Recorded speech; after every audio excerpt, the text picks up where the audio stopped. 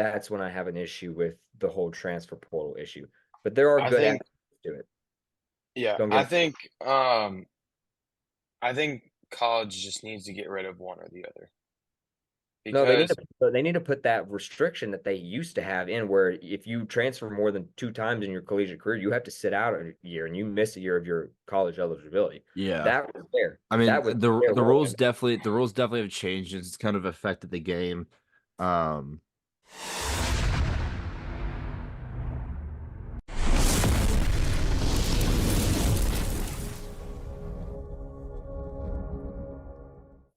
thank you all for tuning in to episode 6. Sorry we could not get you all an episode last week.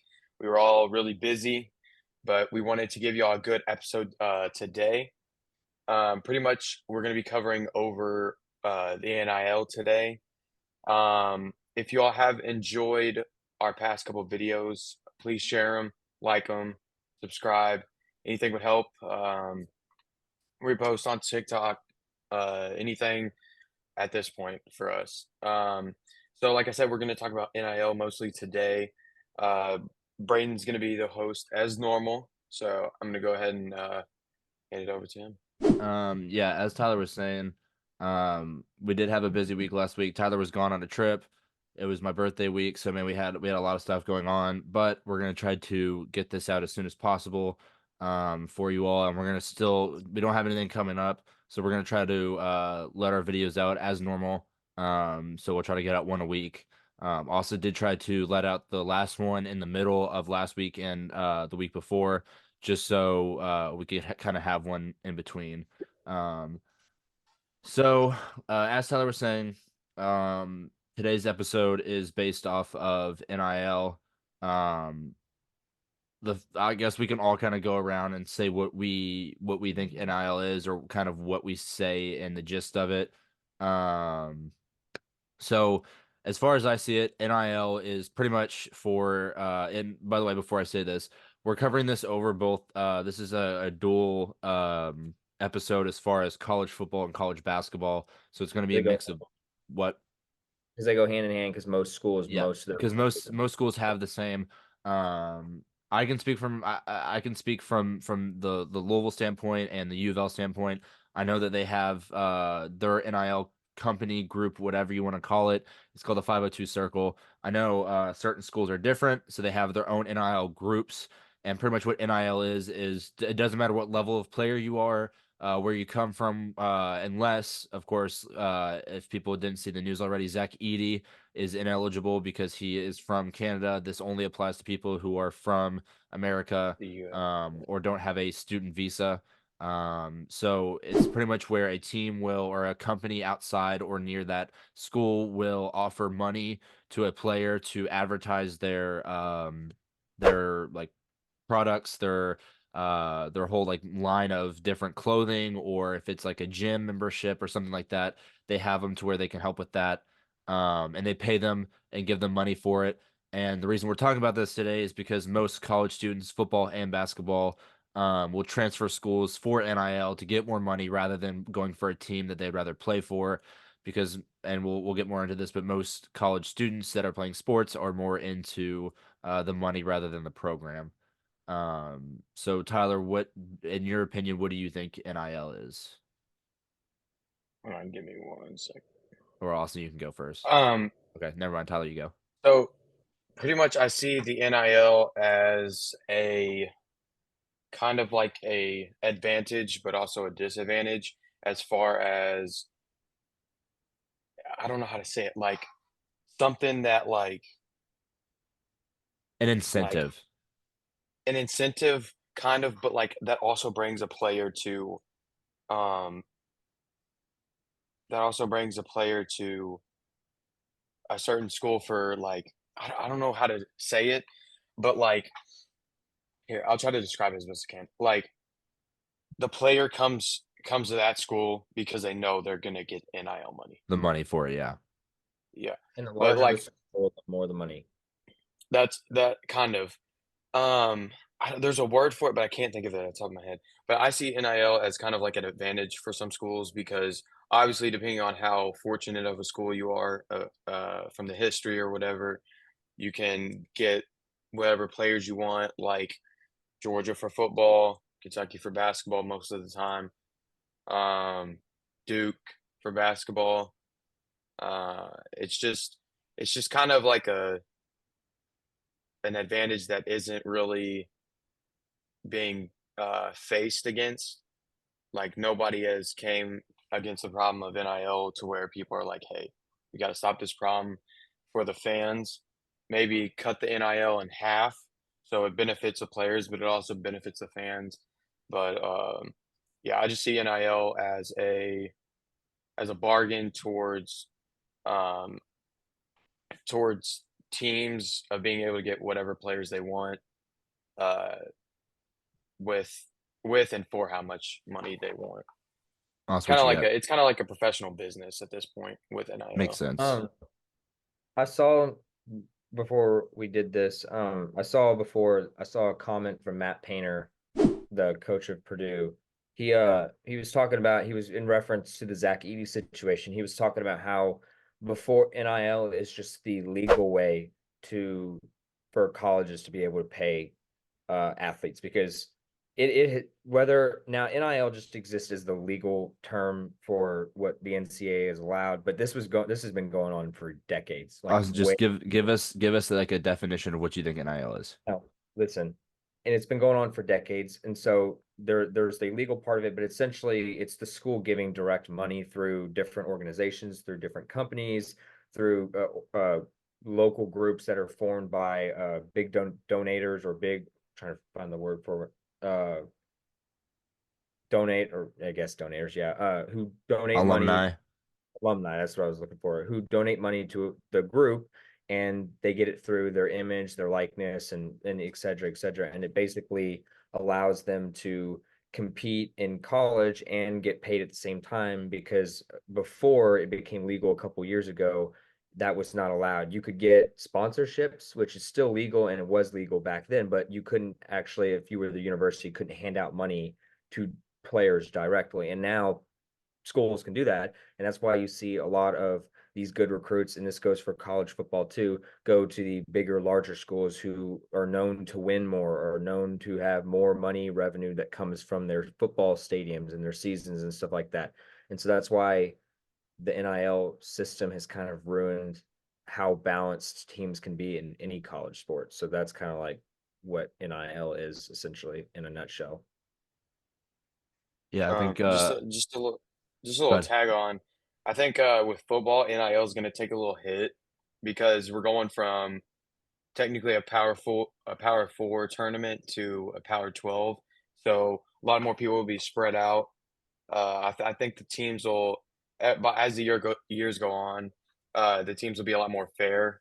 Obviously, you're still going to have your dominant teams, but they're not going to be as dominant as they used to, with a bunch of 4 and 5 stars on both sides of the field, and just every team will be able to afford 4 and 5 stars, and it'll be a lot more spread out. yeah. Players will get to a lot more playing time, and I think the 12 team bracket was the best thing college football could do as far as dealing with NIL without having to face it face to face. Yeah. I think that collectively, I think that we summed it up pretty well. Um, if you all want to pause the video now and then do your own research or whatever, just to kind of get more of a background knowledge of how NIL works, if like what's involved in it, whatever, feel free to do that. But we're gonna continue with it. Um, so the second point, or second thing I want to talk about, is the before and like the after effects of NIL. Obviously before NIL was a thing, which it's come to a rise in the most recent years.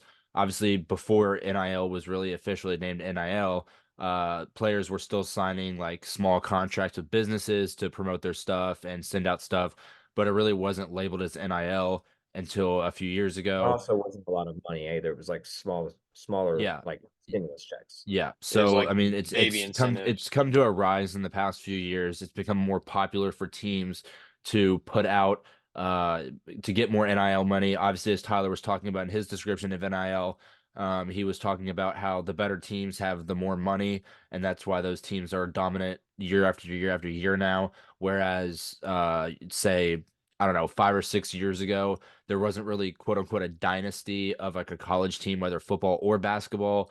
Whereas now, if you like UConn or Kentucky or things like that, I feel like because I mean, if 5 years ago, if NIL really existed, in my personal opinion, I think that Villanova would still be at the top of like those teams because they were dominant in the past few years, but they didn't have NIL back then, so they couldn't keep those good players. Do what? They also lost their coach too. That Yeah. kind of Yeah, I was about So to say that so too, exactly. before NIL, there was a uh I'd say balance. player, yeah, there was a balance. There was players were rather going to teams for one of two reasons. One, the coach liked them. Actually, one of three reasons. One, they liked the Relations. coach or the coach liked them. Two, they liked the team, like they liked the overall team. Or three, they were guaranteed a starting position. Now you have people going to different schools and transferring off of their own teams just for the money purpose. Now we'll get to this point in a little bit. It's one of our other questions is if we were put in that situation, what we would do. But that's what the kids are doing now is they are taking that money and going to different teams rather than sitting with that rather team in, I guess, a process of a sort and letting that stuff filter through. And now you have people leaving, going to different schools for just money and money only, not for playing time, not for any of that kind of stuff, not for the coach, not for the team, not the location, like not the history or whatever. They're going to schools for money, and my personal opinion, I don't like it. So, Tyler, do you want to talk about your before and after? Yeah, before I think obviously we're not a new generation as far as when it comes to way before NIL, like probably our parents, what back then's version of NIL was. It probably wasn't much, but before players used to choose where they wanted to go based on like interest when they visited the place, I feel like. And then now it's just more of I'm visiting this place, but I want to have a meeting with the coach of what money I'm gonna get, Yeah, and then Or how much I'm I can playing play. here as a bonus. yeah. And like most of the times the people that do get NIL deals are the top tier guys in The better college. you are, the more you So get. yeah, Or so name they're brand. more You don't have to be good. yeah, Bronny's getting like millions of dollars worth of NIL money because yeah, of but his he's dad. also he's also he's also a James. So That's what I'm saying because he's only getting that NIL money based on name because he can sell despite how ass he is at basketball. yeah. The But other thing like I forgot the to mention about NIL is, and Tyler, I'll let you continue after, is I explained this to someone the other day about how with NIL, some people will put out like merchandise for those specific players. And if something gets sold on any sort of website, if they have an agreement with them, because they can't put their last name on a jersey or memorabilia if they don't like sign with that company to put their name out there. So for instance, if RJ Davis, if they sold on Fanatics, if they had a jersey that had RJ Davis's name on it and that got sold, he would get a percent of that money that's sold just because they put his name on it so they could sell it. Now, if it was just a number, because RJ Davis is number 4, right? Yes. Okay. So if they had an RJ Davis jersey that was just the number 4 and didn't have a last name on it, then they wouldn't have to pay him for it just because it's a jersey for the school and not the jersey of the school of the player. Yes, it's true. Trust me, I know how it works. Yeah, no. Yeah, no. My brain just yeah, had I was slowly processing that. You kind of went by quick. But yeah. Um but so pretty much what I was saying, I was just saying like before players choose or they just chose the college where they wanted to go play. Like for reference, for Kentucky, John Wall and DeMarcus Cousins, they chose Kentucky because they wanted to win a championship there. They didn't choose it because of the money. They chose because Kentucky's a popular school. They knew they would be able to play there, and they knew they would be able to get a professional career through Kentucky. Nowadays, you just see like Kentucky, they had a lot of 4 and 5 star players who are going to the draft and are getting a lot of money through NIL. They're not worried about playing in college. They're more worried about getting to college for a year so they can be eligible for the draft. I feel like the Kentucky example is kind of a bad comparison because the reason why people go and play for Kentucky is so they get drafted so they can make more money. UK, because they have all these 5 and 4 stars, they have a lot of money, don't get me wrong, but they have to pay them all equally, which means they're not giving out more money to certain players than others because they're having to give out a surplus of money to all these players. They go there because they know that they're going to end, most of them are probably going to end up pro, and that's where they're going to make most of their money. And the reason why I say this is because the NIL versus back then, it kind of adding to your point about how, and you can see this in women's sports more prominent too, which is why you see all these women basketball players staying in college because they're making more money through NIL deals than they would in professional basketball. And so a long time ago, and this kind of affects recruiting too. When I say that, because adding to your point, like I'm saying, Tyler, is it before recruiting used to be based on a relationship with a coach or their family. They got to know them on a close personal And level, the and the visit. that was what was meaningful to the team, for the coach, and for the player and their family. And that was what recruiting was. It wasn't about, oh, if you come here, we'll pay you this much money, or hey, you'll start immediately when you get on campus. No, you work your ass off for that starting spot. And you also have the relationship with the coach, and that's why you wanted to go play for that team. And that's why Nick Saban kind of talked about this and how he said it's changed so much since he started recruiting when he started at Alabama versus how it ended when he retired this year. And you fast forward to what it is now, and what Braden said before is, you have all these players is like, okay, they're only asking 2 questions to coaches now. How much money am I going to get? And how much playing time am I going to get? And if they don't like the answer to that question, you know what? They're 30-ounce They're going, pounds. They're yeah. gone. They're not coming back. They're not going to think twice about it. We saw it with Haley Van Lith this year or last year when she left Louisville for LSU. Grass ain't always greener, honey. But you see all these, you see, you see all these examples. You see all these examples, and that's just one player. I could name 20 off the top of my head, but I'm not going to do that. But the point that I'm trying to make is the what it's changed from back then to what it is now. You see these situations where it's ruined the aspect of you go and work your butt off to play for a coach who is like, for example, I'll relate this to UK for a second, like Calipari. No, everyone says he's a bad coach, but think of what he did in the first 3 years of what he did at UK. He made them competitive again. Like they weren't really relevant between 2000 and 2009 when he got hired, but after 2009 they were making Final Fours, they were making Elite Eights, and they won a national championship. And they did that because the players, like you said, John Wall and DeMarcus Cousins and all these players, Anthony Davis, like Anthony yeah, Davis. they were probably getting paid under the book, but they wanted to go there because UK was a premier destination to go and play basketball at. It was arguably at the time the best place to go and play college basketball at. And it was based on you make a relationship with Coach Calipari, and that was that. But now it's who can offer the most money to go get the best players out in the portal or in the recruiting class. And that's really how you see, that's why all you see all these really super powerful teams get the best players in the like UK or Duke or North Carolina, all these blue blood schools, because they have the most amount of money and they're going to pay that money to get that talent and steal it from people, which is why you see lower Power Five schools not get a lot of good recruits, and maybe they get one because they throw all of their money at that one player because that's the only player they can get. I will say this, the another reason why I think that this NIL was kind of not only ruining the college. I'm going to switch to professional here for a second. If you really think about it, the problem here is, so these, I guess you could say that these college athletes and quote unquote feel entitled to these high surpluses of money. And yes, they could be good. I'm not saying that he went to UNC for money, but another example of RJ Davis. So let's say that he went to North Carolina for a hefty amount of what's it called, NIL money, and then he goes to the draft. Obviously, he's going to get drafted. There's really no doubt about it. And so Yeah. if he gets drafted, and then he's going to have his rookie contract, and it's going to come up, and then it's going to come to signing with either that same team.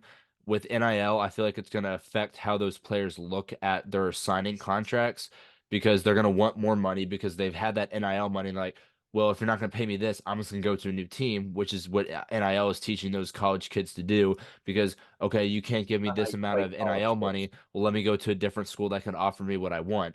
which is why I don't think that this NIL thing is a positive. It's going to positively in the future is going to lead to a bad reputation with these college kids trying to go to teams just for money rather than trying to win a championship or a title or whatever it may be. So I feel like it's just in the long run. I'm not saying right now, or it's just kind of, especially with our generation, I can speak for just in general. I know that most kids nowadays and our generation who are going to be going to college in the next few years are somewhat, not all of them, but most of them, when it comes to sports, feel entitled, feel like they own everything, that they need everything that they want, and they get everything that they want. So when it comes to that NIL, and someone's like, okay, well, I'm going to commit to Kentucky. They play a year at Kentucky, and they're like, all right, well, I want more NIL money if you want me to I stay. want more And then lifetime. yeah, and then they're gonna be like, I want more playing time, I want more NIL, and they're like, I can't give that to you. And they're like, all right, well, see you later. And then they're gonna go to a different team that can give them that playing time, give them that money. And then when they go pro, or if they go pro, then they're gonna play for that team. And then at the end of that, they're gonna be like, can you give me more playing time, more money? And they're gonna be like, no. Whereas I know that some NBA players now who did have NIL are taking for NFL and NBA are taking cuts for their paycheck to get certain players on their team. I think James Harden took a cut for the Clippers to get some players on their team. Be able to play for the team. Yeah, Westbrook so did so too. that's why I like the generation of players now because they're not greedy about the money. Now, some of them are. I'm not saying most of them aren't, to where But they're cutting their paychecks, they're most of cutting them their deserve minutes. the money. Yeah, they're conserving the money so they can get better players on the team. Whereas the Clippers, where a few years ago the only College, two. no, hell no. But in pro, yes. Yes, because they had in hindsight, the Clippers, for example, they only had Paul George and Kawhi Leonard for a few years. That was the only power two they had.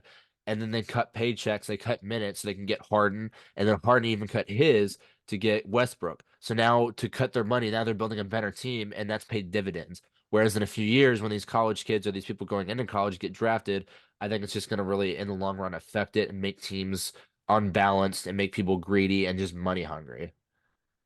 Yeah, I think NIL mainly is killing Loyalty. killing college. Yeah, killing But loyalty, but also killing the aspect of staying to win a national championship. Like and and I'm gonna be as far real. as I'm gonna be what real. How has that worked out for all these teams in the last couple of years? Set aside UConn for a second. But if you look in the last couple of years, all the teams that have really won aren't the teams that pay hundreds of thousands of dollars to athletes. To Duke hasn't won since 2015. They've had really good players play on their team since 2015, and they only have one title to show for it. And as sad as I hate to say this, but UNC is the same exact way.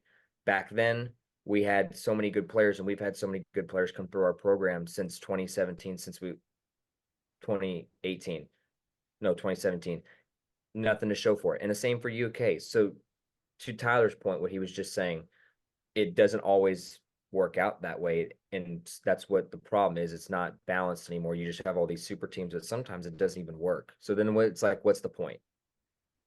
yeah. Um Along with that, like I'm not trying to like go more deep into Kentucky. I don't want to make this a Kentucky episode.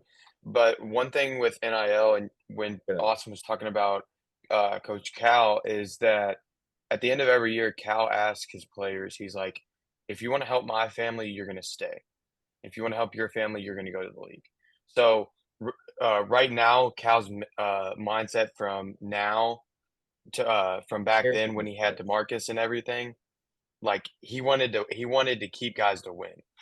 Now he just wants to get guys to the league. Now that he's later in his career. Sorry. Now that he's later in his career. But and he's just trying to get guys the money and everything. And it's just ruining their mindset and it's ruining Kentucky fans. And a lot of other programs are doing the same thing. Like players aren't staying more than 1 year. Like Kentucky's known for one and done. And I hate hearing that because I don't want one and done players unless if you're like some Zion or something like that, then be my guest and go. But I think I speak for every college basketball fan and football fan when that they want NIL or they hate NIL because players are more bound to go to professional sports after 1 year rather than stay and try to win a national championship. All right. So we just took a break and we came back, and during the break, we actually had some news that we just wanted to address real quick before we continue. Tyler's a Kentucky fan. We just found out that there's rumors. It's not definite yet. As of right now, it is 10:30 on Sunday, April 7th. As of now, it's a rumor that John Calipari, the head coach of Kentucky's basketball team, might be going to Arkansas's basketball team. Again, it's just a rumor. We're not definite of that yet, but could have an episode coming up about after the championship and how we predict. We could always do a top 25. We can do a preseason top 25 or a way too early top 25 for college basketball teams. Yeah, And I'm just gonna do something real quick on that. Um, I think I'm happy and I'm sad about that because I'm happy that obviously I don't think he's the best fit right now for Kentucky, but I'd be sad because I would just want him to just straight up retire as a Kentucky legend and not end his career somewhere else. And if it ends up being a coach trade for trade, I wouldn't be really mad because Eric Musselman is a great No, coach. he's coaching Obviously, USC. oh well, That's why there they're goes that. targeting him. It's because they have a head coaching vacancy, and Well, there goes that. But yeah, I hope we find a good head coach. If this does end up happening. But anyways, back to NIL. all right, we have a few questions left. So the next one, just to kind of get this ball rolling again. Obviously, we talked about people talking to their coaches, the college kids, and saying, "Hey, more minutes, more money." And they don't get that. With that being said, most kids or college students, whenever that happens, what they'll do is they'll enter the transfer portal. I'm just going to go ahead and describe what that is just for people who are listening who don't know what the transfer portal is or trying to learn what it is. Transfer portal is practically something where if a athlete is unsatisfied with their minutes, their performance, their NIL, whatever it may be, they can enter a hypothetical place called the transfer portal. Pretty much, they're putting their name out there saying, "Hey, I don't want to." They're not saying I don't want to play, but I'm looking for a new team. If they're there's anyone, resigning their eligibility to play for yes. that. So they still keep their eligibility to the team. So if so, for example, if a basketball player from U of L says, "Hey, I don't want to like I want to play for a different team," they can enter the transfer portal, But still it does remain not there. mean that they're completely off the team or gone. They can Yes, still so they can still keep their eligibility to that team, but also have open availability to joining a new team if they can find a new, better fit for them. So that's what the transfer portal is. It's in pretty much all college sports, basketball, football, baseball, any of that happens with every sport. And every year there's always big names that enter the transfer portal because of performance of the team in the tournament, performance in the season. They don't like the coach, they don't like their minutes, whatever it may be, and they can enter something called the transfer portal. Um, and I'm going to go ahead and say something. Clemson doesn't know how to use the transfer portal. Yeah. So if you want to No, look, no, no, no, no, no, no. Dabo Sweeney or Dabo yes. Sweeney So do if you not want to know look how at to a prime use example of a the team who transfer portal. doesn't use the transfer portal, Clemson football is your big name for that. Anyway, moving on. So we talked about that. So now you know what the transfer portal is, and we talked about how the kids like to transfer to different schools. With that being said, the transfer portal is a huge aspect when it comes to NIL because, like we were talking about, the college students, the college kids, when they enter the transfer portal a few years back, they would go to a school that they would try to find the school that was the best, had better talent, had a better reputation, they had better people already in that program still, and they would go to those schools. Now they're transferring to the school that can offer them the most NIL money, and I honestly don't like that because most students and athletes would go to schools for, like I said, for the reputation, and they'd try to make that team better. Now they're going to teams just to get more money, and I feel like that's just destroying the whole point of the transfer portal because it would be a new start, a new system. And if you look at most college players now, like or people who are even in pros. Like Kyler Murray started at Texas A&M, went to Oklahoma, and now he's in the NFL as a starting QB. When he was at Texas A&M, he really wasn't on the radar. You have Caleb Williams. He was on Oklahoma, transferred to USC. Now he's a projected number one overall pick. So the transfer portal used to be something to get people's names out there more. And now it's more of a, hey, who can give me the most money? And that's where I think it just, the whole point of the transfer portal just gets destroyed. It's kind of like a free agency Yeah. for Yeah. NFL, but it's kind of like a what's it called? A restricted free agent most of the time. Because what was I gonna say? Like the way, like you all said it, they remain the eligibility for the team, but they also enter the transfer portal or free agency. But no, I think as far as NCAA, college in general, they need to let or put rules on either or because they both kind of play a new factor as far as creating a quote unquote new life for a college player. Like say they have a bad freshman year, they can enter the transfer portal, get new or better NIL money, and quote unquote start over again in college. And I think that's not good because a player needs to learn how to accept what they're doing bad and like we said earlier to work for the good. So those two factors need to be there needs to be certain rules I feel like assessed on what is so funny. Austin's Did you not little hear that? alarm clock went Did off. you not? I don't know why.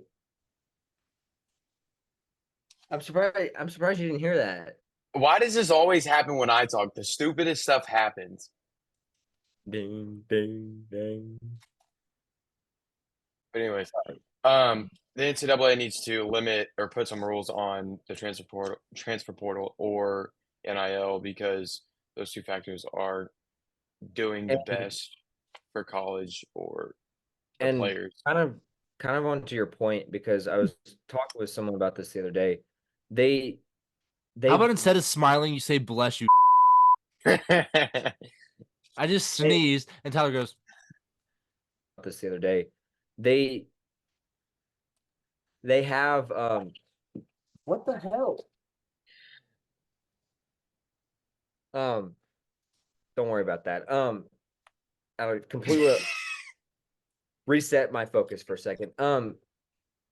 To kind of like adding to your point, they have updated rules and put in new rules, but it's the complete opposite of what you think. Because like I said, I was talking to someone about this the other day, where it used to be like if you were a college athlete, especially let's put this in basketball for a second, because this was more of a prominent issue in basketball than it was in football.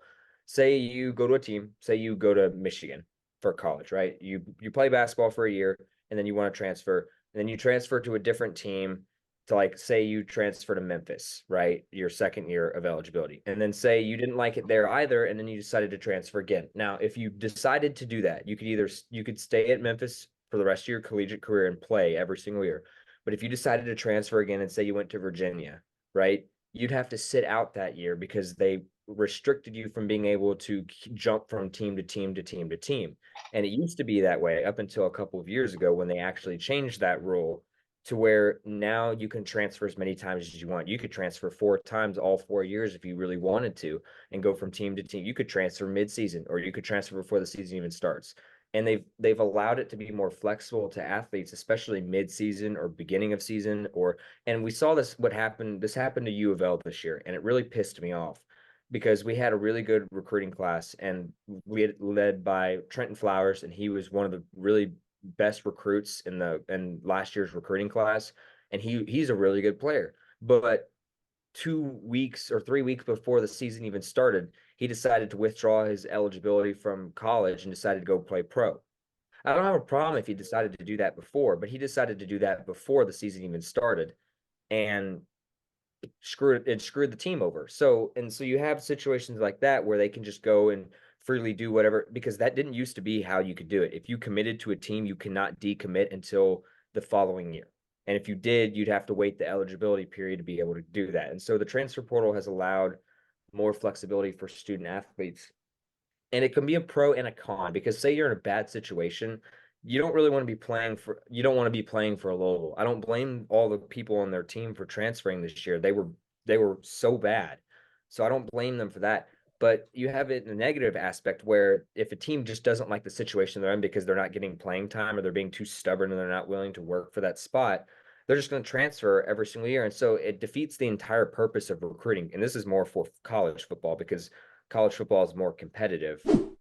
It's changed because college athletes are given more I wouldn't say rights, but more availability to be able to be more flexible, but it's not giving the schools more flexibility. Because like I said, it defeats the entire purpose of recruiting anymore. Because if you say you recruit a highly talented player and all they really want playing time and you give that to them, but say they underperform and they just have a terrible season. Majority of the time, they're gonna say, "Oh, I had a terrible season. I'm just gonna go transfer to a different team because maybe I'm just in a bad situation." And then it defeated the entire purpose of the coach spending so much time to go and recruit that player. And then he just dipped after one season. When the expectation is to stay 4 years, develop, get to be a really good player and an experienced veteran, and then go get drafted. But that's the problem that UK has is they have all these really good recruits that come in, uh, not through the transfer portal, but just as recruits, and they go to the league. Don't get me wrong, but they're so inexperienced and so not and so just out of just their element that all these experienced players are going to outperform them every single time.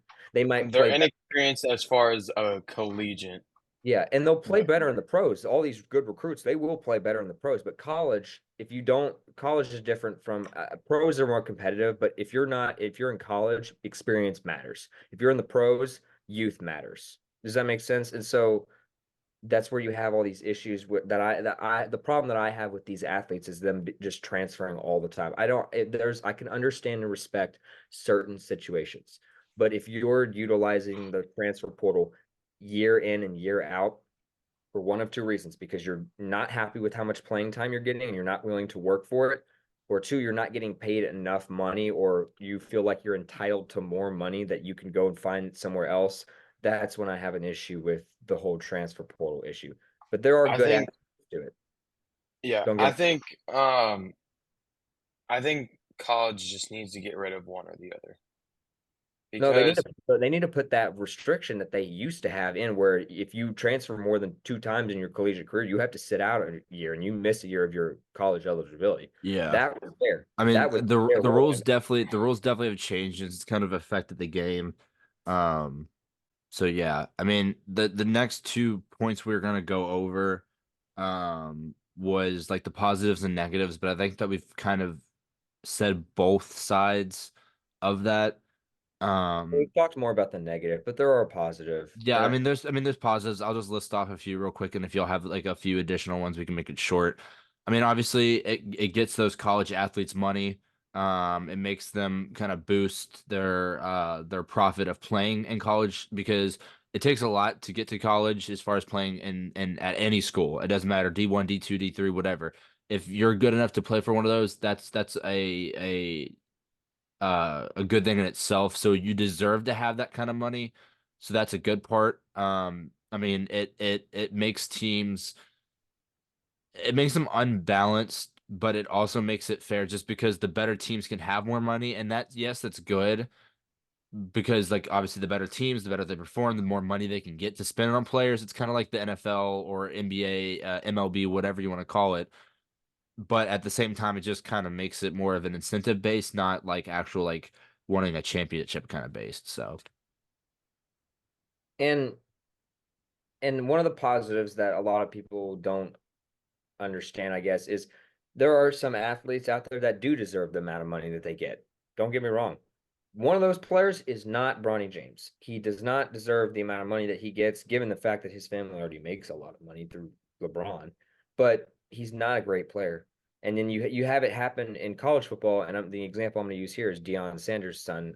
What's his name? under Shadir, I think that's Sanders. Yeah, he's okay. He's an okay QB, but you can't tell me that he's making the most. I think he's making the most NIL money out of a college athlete right no, now. I think right now it's Livy Dunn.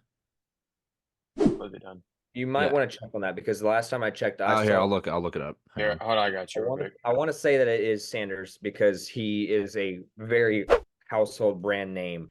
He was making a whole of a lot of money. He kind of deserves that, but there are other players out there who work 10 times harder than he does and are working to put Yeah, this so Um, Austin top Bronny, three. Top three is Bronny's number one with 4.9 million. Heisman. Uh Sanders is second with 4.7. And then actually I'll just do top five. And then Livy Dunn is three with 3.7. Caitlin Clark, obvious, with 3.3. And then Arch Manning with 2.8. That's another guy that doesn't deserve it, and that's based off name. See, all these guys, with the exception of Clark and Dunn, but they also play in women's sports, so that's different. But Manning, household name. James, household name. Sanders, household. All these guys, they don't necessarily deserve the money they're getting. They're only getting it because of their name brand. Versus there are guys that work 10 times harder to one, get a starting spot, or two, to take that starting spot from a player who's just as equally good as they are. And they Plus work. Arch Manning is a backup too. He's not even He hasn't starting even too. started a game yet. And He's this is also my problem. He's a backup. He's a freshman going into sophomore year. Obviously, the news broke a few months back after the college football season ended that Ewers is staying. he's So not going to he's play until at yeah, so least junior he's year. earning over seven figures. Well, he's Riding earning the seven bench. figures of money to be a Riding the bench. backup just because his last name is Manning. And so and that's the problem I have. Like there are lots of athletes. There are tons of like RJ Davis or Zach Edey, for example, or Dalton Kennett, or all these really Who deserve that money. deserve that Caitlin money, Clark. I especially. will say Caitlin Clark is the one person in that top five And that's that why I said deserves that money. that's why I said with the exception of Dunn and Clark, because they're in female sports, and give respect to female sports because they're on the rise. But that's for a different episode if we want to do that. But they deserve that money because they're incredible athletes, and they're bringing women's sports up to an entire different level. The men, however, there's a difference because there's a lot more competition between players and their level of play and style in collegiate sports. And that's where it comes to football and basketball. Versus in women's, it's more of there's a specific team that's more dominant than the other, and that's just how it is. Versus men's, it's more competitive versus Yeah. among everyone else. But then you So have athletes that are it's just messed up. so Tyler, what are your positives of this NIL deal? Uh, I'm gonna get I some don't know. snake. To me, I don't see there's a way of where it could be positive. Obviously, it's some of the players get the money that they deserve, but the only positive that I could think of off the top of my head is I don't know if you all watched when Tennessee played Purdue. They showed about a 2 to 5 minute preview of what happened to Zakai Ziegler's mom's house, about how it got broken down and Yeah. like just destroyed. And the That only money can be positive, life changing. do what? That money can be life changing to Yeah, some. and he used his NIL money and that donation. What did they end up getting? Like five hundred I don't thousand, I don't something remember like how much that. money they got from that. They got it, but they got a lot. So I could. That's the only reason I could see NIL being a positive is because uh you can give back to your family, to your community.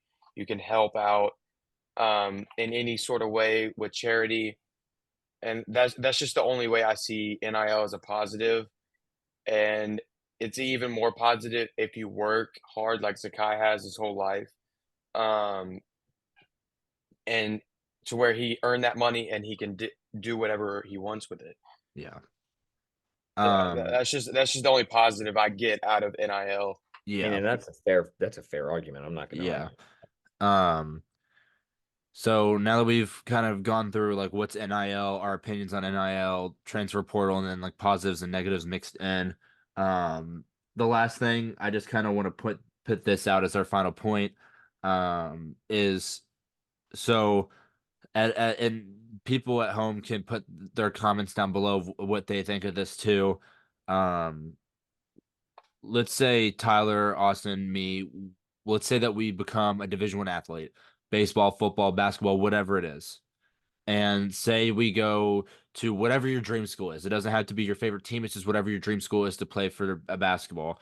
And you're a 5-star recruit, you go to that team and you get the NIL and the minutes that you want, and then the next season comes up and they decide to cut your NIL and they decide to cut your minutes to get more minutes for other players to make a better rotation, whatever it may be for football, basketball, baseball. What would you do in that situation if you came to your coach and they said, "Hey, we're having to cut your minutes, we're having to cut your NIL so we can be a better team"?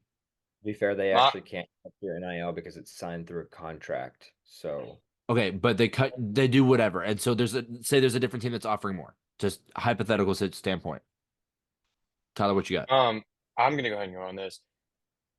Go ahead. For me, it's all about scenario.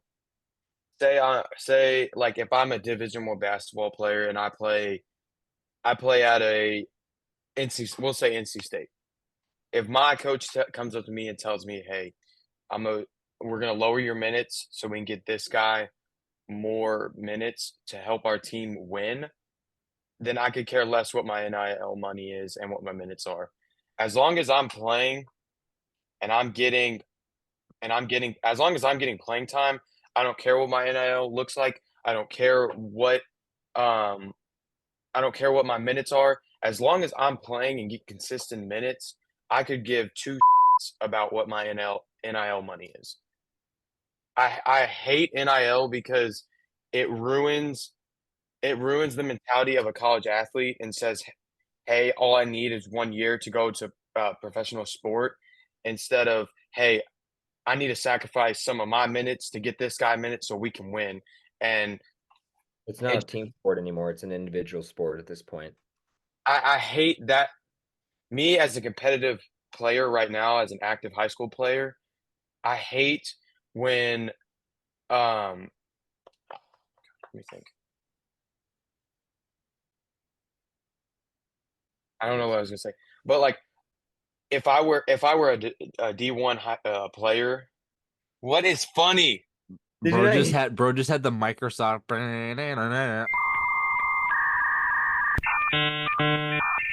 Okay, but like as a competitive perspective for a active sports player, whether I'm high school or D1 it doesn't matter. I'm just gonna like I don't know. It bugs me how people only care about money and they don't care about winning. True. You get what I'm saying? Yeah. I mean, if But it personally, if that happened to me, ideally, it kind of depends for me. So here's my standpoint. I don't like the way that NIL is run. I don't like how like the fact that teams I'm trying to see how to word this. If I were at a team and I wanted to win a championship, I would try to find a team and stick with that team and kind of trust the process. I'm more of a trust the process kind of guy, and I would hope that the team would eventually get better players. And even if, like Tyler said, my minutes get cut, I'd be fine with that. Um, just to get to the point of winning a championship, build my resume, and then eventually in college or in pros to have a name for myself. I'd rather do that than transfer to a new team. But as Tyler was telling that story about the house and how that NIL money got that player to help his mom, that's a different story because if I were in that situation where I needed that money and that money was going to change my life, whether I was going to go pro or not, I would go with the money just because I know I'm not going to go pro. I'm going to college for a degree and to play sports. So when I graduate, I'll have a degree to go get an actual job and then have money on the side with that NIL. And that standpoint, I would transfer for the NIL money, look for more money rather than the minutes and the playing time. But if I was solely looking at going to the league or playing at a higher level, whether it's overseas, whatever, I would try to stay on a team, build my name, build the team's name, get a reputation around that team. And personally, if you look at the players that are like in the NBA, MLB, NFL, I would say the big name people are the people who stay with. They can transfer. Some like I was telling about Caleb Williams. Obviously, he's gonna be number one. Kyler Murray, he transferred. But I feel like if you are a person who stays with the team longer, I feel like you can build a reputation with that team and say, hey, if that player is good and he's winning them games and he's can prove that he's a good player, then I want him on my team. So I feel like if I were to go to pro, I would stay with that team just to build my name for myself. yeah, and tell me this: tell me how many role players in any professional sport have max contracts? True. They don't care about they don't care about the money at all. Those are the type of people that would want to be if I was playing D1 or professional because I don't care about the money. Obviously, sure, money to keep me wealthy, to give me a house to live in when Pay I'm your not playing. bills. pay everything, health, insurance, all of that. Give me the money to pay that on or for a year and some money to spare maybe for myself or my family, and then I'm good. Don't give me anything else.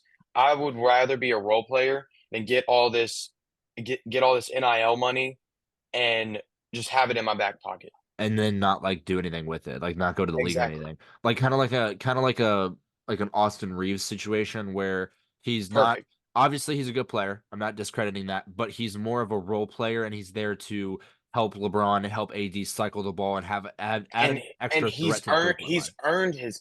I mean, if you look at him when he was at Texas A&M, nobody knew who he was. Yes. Now Duncan now Robinson, he's for on a example. That's another one. yeah. Now he's on a possibly title contending team. Maybe that might be a little stretch, but he's on a possible title contending team that can and he's earning money that he deserves because he worked from being at A&M at the time, who wasn't a good college team, Yeah. to now being a starter in the NBA. Austin, what would you do? And Tyler mentioned this when we started talking about this, and he said it's all about scenario because as much as I hate it, there is a part of it I do understand. And I was talking to my dad about this the other day about how most players, I mean, money does change your life without a doubt, especially in sports because there's a lot of money in sports. It really does impact, especially someone's life who comes from a poorer background. So I can understand a decent part of that. Now, however, it going back to what Tyler said about scenario, it does. I feel like it's indicative upon what situation you're in. True. Like, and I mentioned this earlier about how, say you're a starter for a team and you just have a bad season. That doesn't mean that you need to transfer. That just means you need to get back to the lab, Bust your get, butt. huh? Bust your butt. Bust your butt and be better the next year, and hopefully, improve your stats, improve your game mostly, just so you can make your team better instead of just saying, you know what, guys, see ya, and then bounce because that leaves your team at a disadvantage because that chemistry's gone. And you show to other teams and other players, and this translates in professional too. It shows other teams you're not willing to commit when a year doesn't go the way that you want it to because there's only Austin, to your point, the one player I will mention that happened, I know he did transfer twice, is DJ Burns. Obviously March Madness Cinderella story was with DJ Burns. He did start his career at Tennessee, then because he was a red shirt, and so he transferred to Winthrop, built his name, built a reputation, improved, then went to NC State. I yeah. don't think he was decent that year, and then this year he really put himself on the map because he worked hard and put his name there. I don't think he went to NC State for the NIL. If he did, it really didn't show because he went to NC State to prove himself rather than to get the money. He And wanted to win. Yeah, yeah, and like I said, so it kind of depends on the scenario because it does translate, and scouts see this especially. So you don't want to be known for someone who's just going to dip when the times get rough because that's not a competitive player, and that's honestly not a player I want on my team. So if I'm in that scenario and situation, I'm going to do what I am going to do what's best for my situation, for my family, for myself, even if that does mean a little bit more money, but I'm not going to base it based off of, oh, I had a bad season or I had a bad performance because my team sucked. No, that just means you got to work even harder. And yeah, hopefully the team offers you more money if your progress and your game on the court should translate to your NIL money. Period.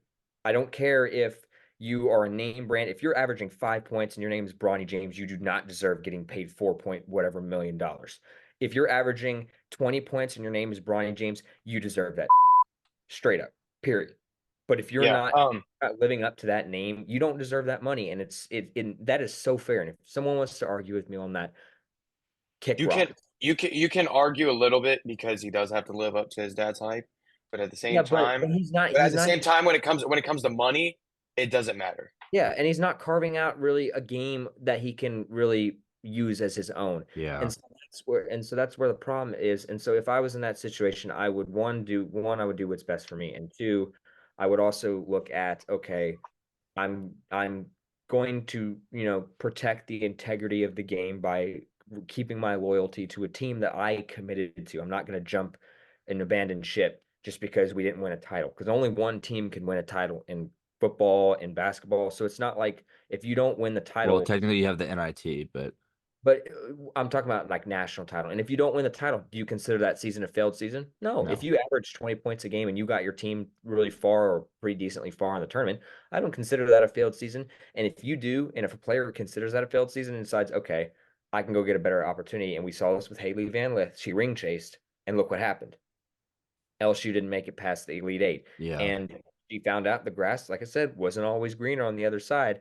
And even though she probably chased more NIL money, and she also probably chased a ring in college. And we've seen this happen so many times. Ring chasing in college sports does not work. It just doesn't. And that happens because of NIL money. I think the three main points, what we're all trying to make here, is NIL is it's only good for Necessary evil.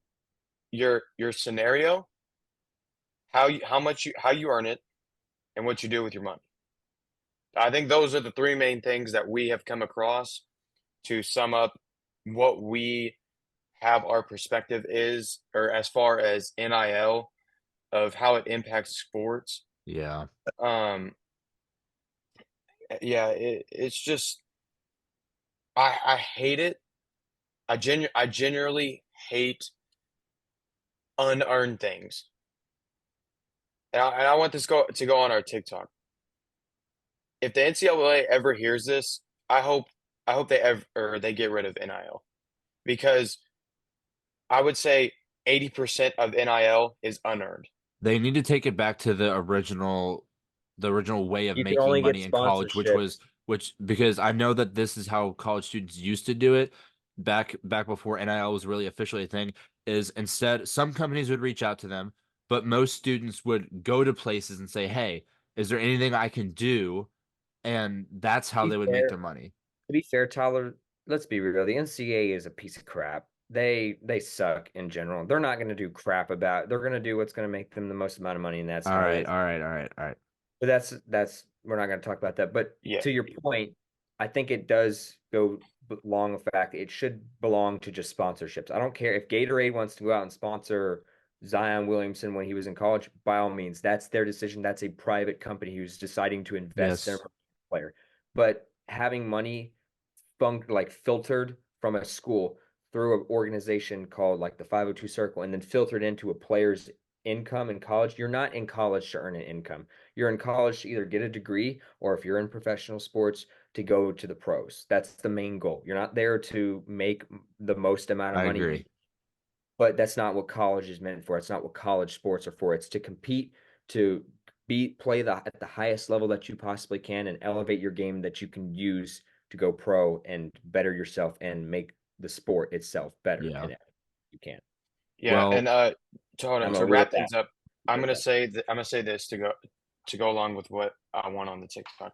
I hope the NCAA gets rid of NIL to make it back to what it has, and I hope for the transfer portal that if they ever do change anything, that you have to at least have 2 years of the college that you committed to, or if you're a committed D1 athlete or whatever athlete, if you're committed to a school, you have to stay there for at least 2 years before you transfer. I think that would be the best decision. yeah. So, with that being said, I'll let Tyler wrap this up here in a second. But with that being said, that is going to be it for this episode. Um, I do want to thank everyone who's watching right now. I want to thank the people who have stuck with us through episode 1 all the way to episode 7 now. Like we said at the beginning of the episode, we're going to try to get back on track with releasing one episode in the middle of each week. So hopefully you're all seeing this around, I don't know, Wednesday, Thursday of this week. But yeah, Tyler, you can go ahead and take over to your thing, and then we can finish. Yeah. Well, I hope you all enjoyed episode 7. Be sure to go down and subscribe. You can always change your mind later, like I say, every single It's video. free. Yeah, it is free. Please hit the like button. We love your all's comments down below. Please share all of our social medias to your friends. If there's any hot takes, like Brayden always says, if there's any hot takes that your friends might be like, well, hey, whoa, please send that to them and tag us.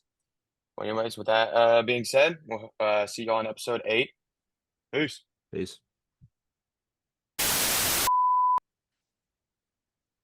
Change your name.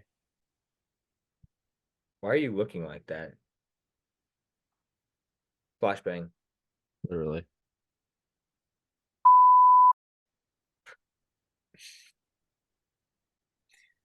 Okay. No. All All right. No cringe. No.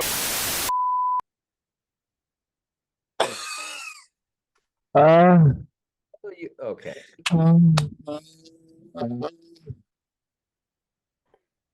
Y'all like that? Sure.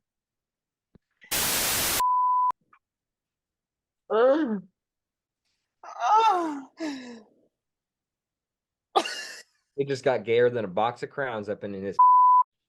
All right. We both had a box Hey. of Lucky Charms. 3, 2, Austin. Tyler, why are you rizzing me up with that? What? Anybody else see that? I saw it. He was like, Tyler goes, I was biting my lip. all right. Recollect. Dab and reset. All right. Fireball. Pizza rolls. Nerd clusters. Haley Van Lith. Tate McRae.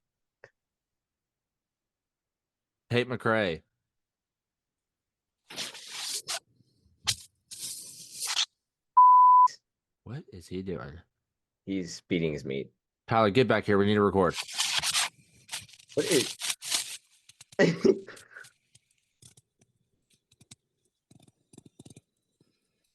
He's zipping down. I'm gonna bring me my money.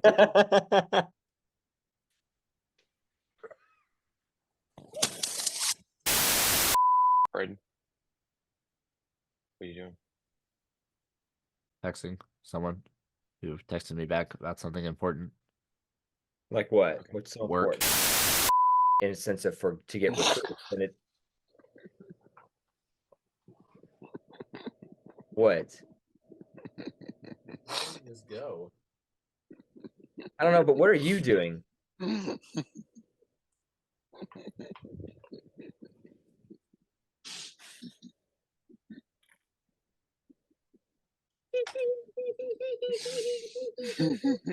What are we in 5th grade? I'm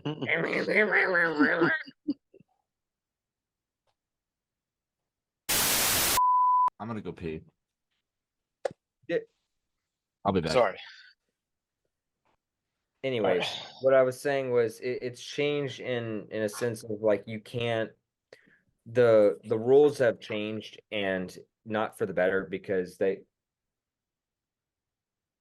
I could hear you coming from a mile away with your cracking ankles. Hi, Tyler.